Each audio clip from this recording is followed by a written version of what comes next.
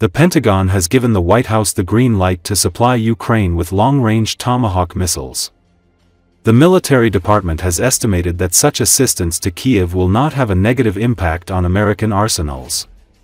Now the decision is up to U.S. President Donald Trump, writes CNN, citing informed sources. According to journalists, the Joint Staff informed the Trump administration back in early October that allocating a certain number of Tomahawk missiles to Ukraine would not harm American arsenals. This assessment was conveyed to the leadership shortly before Trump's meeting with Ukrainian President Volodymyr Zelenskyy in Washington. The report also states that the U.S. administration has prepared plans for the rapid delivery of these missiles should the president issue the order. However, the Pentagon continues to discuss practical details, including how Ukrainian troops will be trained to use these missiles. Furthermore, the technical challenges of using the Pentagon has given the White House the green light. Trump has not taken the missiles off the table altogether, sources previously told CNN, and the administration has drawn up plans to provide them to Ukraine quickly should Trump give the order. Trump has also grown so frustrated in recent weeks with Putin's unwillingness to seriously consider peace talks that he approved new U.S. sanctions on Russian oil firms last week and scrapped, for now, a planned meeting with Putin in Budapest to discuss Ukraine. While the Pentagon doesn't have concerns about stockpiles, U.S. defense officials are still grappling with how Ukraine would train on and deploy the missiles, officials said. There are still several operational issues that would need to be resolved for Ukraine to be able to use the missiles effectively, the sources added. One outstanding question is how Ukraine would fire the missiles if the U.S. provided them. The Tomahawk is primarily a naval missile, with its standard launchers located on ships and submarines. Land-based use would require either the transfer of several existing land-based launchers or the creation of Ukrainian land-based launch systems. But even if the U.S. did not want to provide the launchers, European officials believe Ukraine could figure out a workaround. One official pointed out that Ukrainian engineers were able to develop a workaround to use the UK-provided Storm Shadow missiles, which were originally designed to be used by modern NATO aircraft and had to be integrated into Ukraine's aging, Soviet-era fighter jet fleet. Russia has warned the U.S. against sending the missiles to Ukraine, arguing it would represent a major escalation. The Kremlin is currently using self-produced missiles in addition to missiles from North Korea and drones from Iran.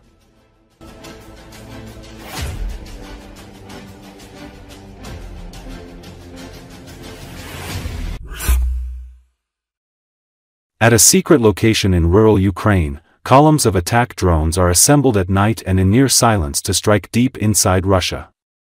According to Associated Press, their targets are strategic, oil refineries, fuel depots, and military logistics hubs.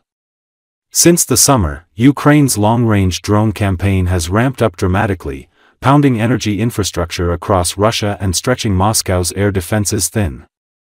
Built from parts made in a scattered network of workshops, these drones now fly much further than at any point in the war. Officers in body armor move with quick precision, headlamps glow red to stay hidden. Engines sputter like old motorcycles as exhaust fumes drift into the moonless night. Minutes later, one after another, the drones lift from a makeshift runway and head east. The commander overseeing the operation, a broad-shouldered man identified only by his call sign, Fidel, in accordance with Ukrainian military regulations, watches through night vision goggles as the drones climb into the star-filled sky. He says that the drones have evolved, and instead of flying 500 kilometers now some can strike targets in Russia within a 1,000-kilometer radius of the border. Effectiveness consists of three components. The first is hardware. This includes drones, technology, and everything else that goes with it. The second is planning. Specifically, the planning stage and analysis stage of the operation. And the third is people, most importantly those who manage resources and control this evolution that is taking place, Fidel said. The strikes have caused gasoline shortages in Russia, even forcing rationing in some regions and underscoring a growing vulnerability in the country's infrastructure. Western analysts say the attacks on energy infrastructure so far have had a serious, but not crippling, effect. Ukrainian drones have repeatedly hit 16 major Russian refineries, representing about 38% of the country's nominal refining capacity, according to a recent review by the Carnegie Endowment, a US-based think tank. But it argues the actual impact has been considerably more limited. Most plants resumed operations within weeks, and Russia's refining output has been cushioned by idle capacity and existing fuel surpluses. The deep strikes have, however, given Kiev the initiative at an important moment. The United States and Europe are ramping up sanctions on Russia's oil industry even as Kiev's request for U.S. long-range Tomahawk missiles has stalled.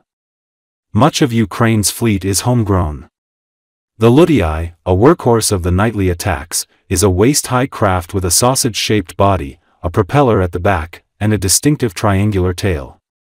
It looks neither sleek nor intimidating, more Home Depot than Lockheed Martin, but the ease of assembly means it can be kept hidden and constantly tweaked, optimized to slip through heavily monitored frontline airspace.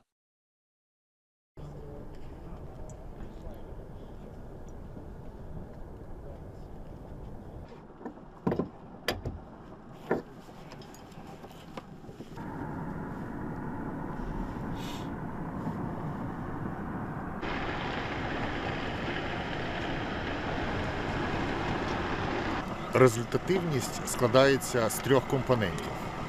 Перше – це залізо, це дрони, технології, все, що входить сюди. Друге – це планування, безпосередньо етап планування операцій, етап аналізу операцій. І третє – це безпосередньо люди, найголовніше, ті, хто керують і засобами, і контролюють цю еволюцію, яка відбувається, і, звісно, планують.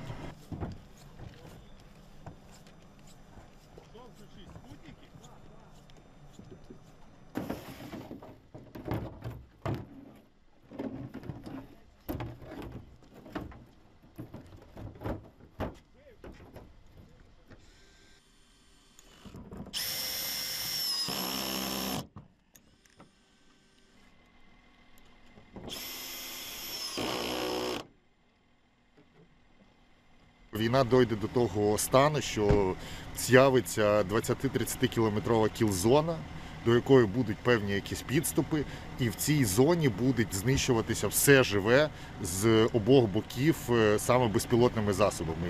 І все дійде до того, що ціна проходу втрати людської живої сили, техніки буде неспівмірна з тою дистанцією, яку можна буде пройти всередині цієї кіл-зони. Вона буде дуже дорога.